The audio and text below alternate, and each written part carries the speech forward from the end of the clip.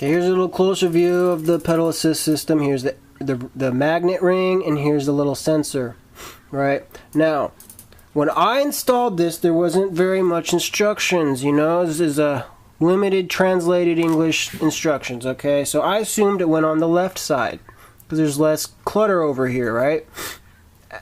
Later, I realized that a lot of pedal assist systems are actually installed on the other side. I don't know why. I don't like that, but you know, that's what they do. So anyways, I installed it on the left side, right? I wedged it onto my bottom bracket because I was replacing my bottom bracket anyway. It was time to upgrade to a sealed cup. Instead of using glue, that's what the instructions recommend to do. Use glue. I wouldn't recommend doing that. And we'll get into why you don't want to necessarily do that a little later. Now, after I started testing it, it didn't function. But then I was stopped, and then I pedaled backwards, like this, right? Pedaled backwards. Then it turned on while I was stopped, and I used my my brake lever to turn off the motor, right? It's good to have motor inhibitors on your brake levers if you have an e-bike, right? That's an important safety feature. Turned off the motor, and I was like, what? And I quickly realized pedaling backwards was activating the pedal assist. And I had fun with it for a while. You know, it's kind of fun pedaling backwards. You know, people go by and are like, how is he going so fast and pedaling backwards? Like how is he doing that? It was fun for a little while, and then it just, every time I stopped, I'd accidentally turn it backwards, and it would try to be going when I was trying to be stopping it. It's just not very safe. So that's why we're going to try to switch it around, right? Install it in a way it actually works. Now, to do this, first step, we will need to take off this cap, okay? This is what you got this flathead screwdriver for. But there should be a little slot on one side of this, which is right here. Can't really see it now, but there's the slot, and I can fit the screwdriver in there and pop this guy off. See? Take that off. You want to keep a hold of those too, because those are important to protect this bolt here. Next, you see what's in there, right? You look around in there, find a tool that fits the bolt in there. If it's an Allen key, get an Allen.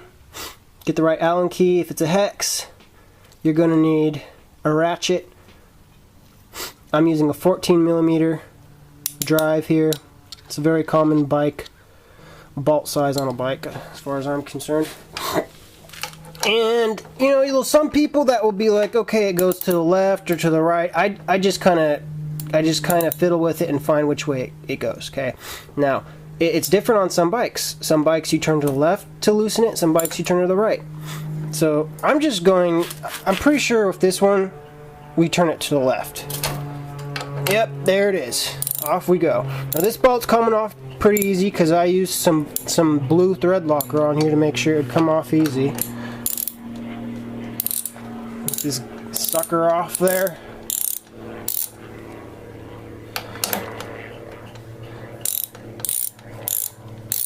Sometimes it's easier to just take the socket off and just use your hand after it gets really loose. Okay. Who's this guy? Who's this guy? Little bolt.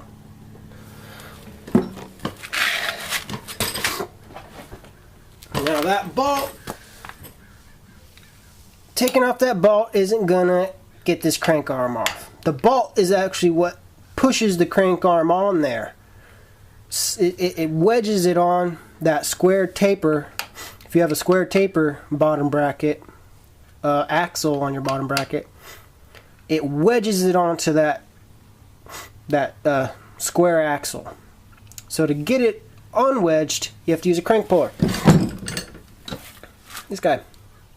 Now, this one, as you can see, the threads on here are getting kind of mucked up. You might want to use some Teflon tape, even just using the crank puller, because these, you know, you can see the little metal right there from the threads. from the metal getting eaten away.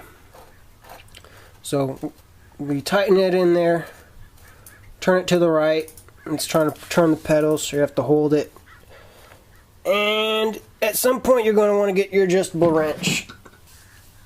You know, you don't have to get your bodybuilding friend to, you know, smash this thing in there. You just need it tight enough, right? Just so it's in there pretty good.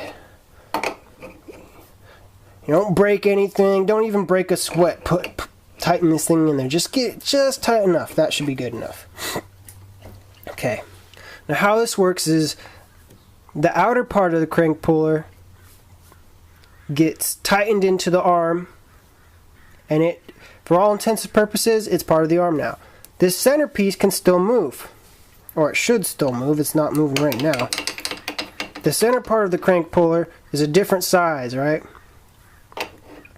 And it moves independently of the outside.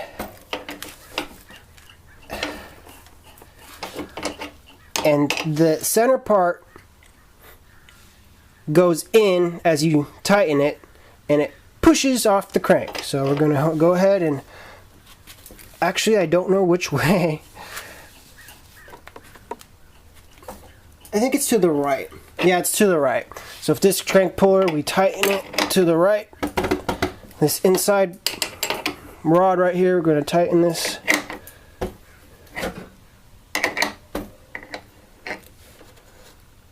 And here we go. It's working, it's working. I'm just doing it by hand.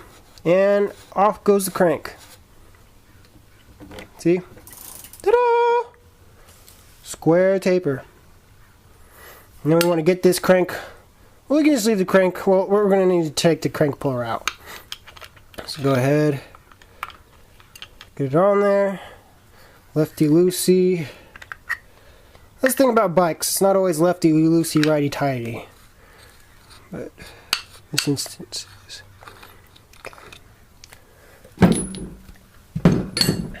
Alright, there's our arm. And here is our pedal assist system. Here's that magnet ring. As you can see, all kinds of nasty stuff got on the magnets. I would recommend putting some tape to protect these magnets.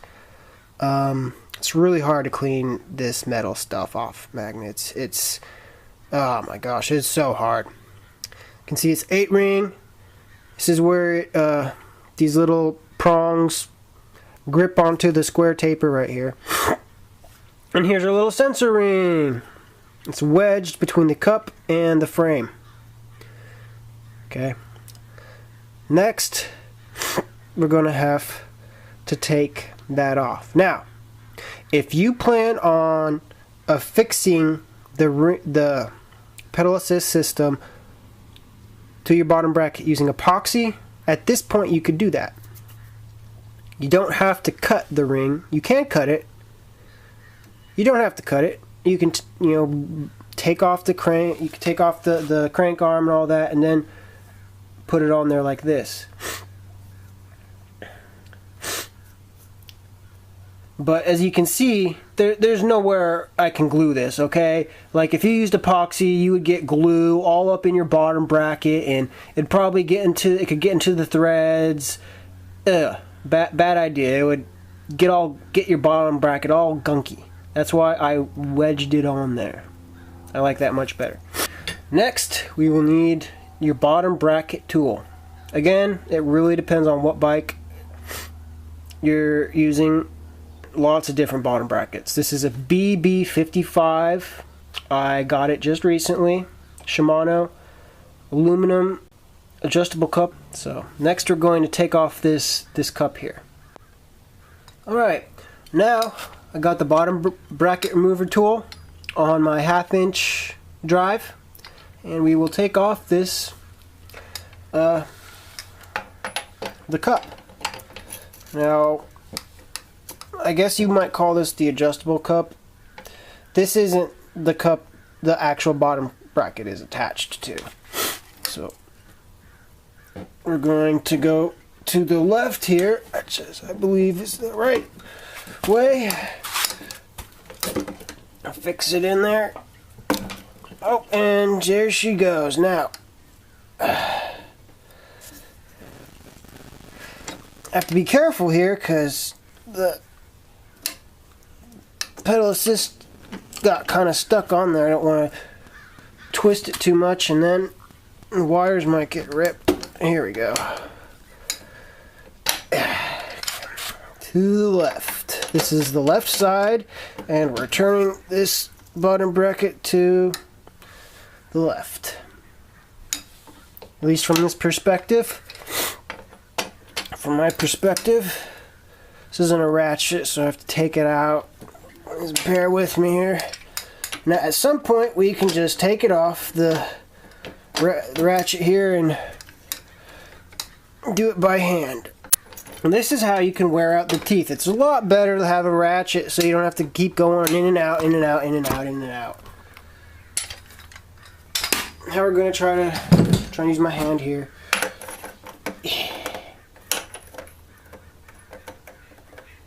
I'll get in there. Careful, careful. Okay. Yep, now we got it.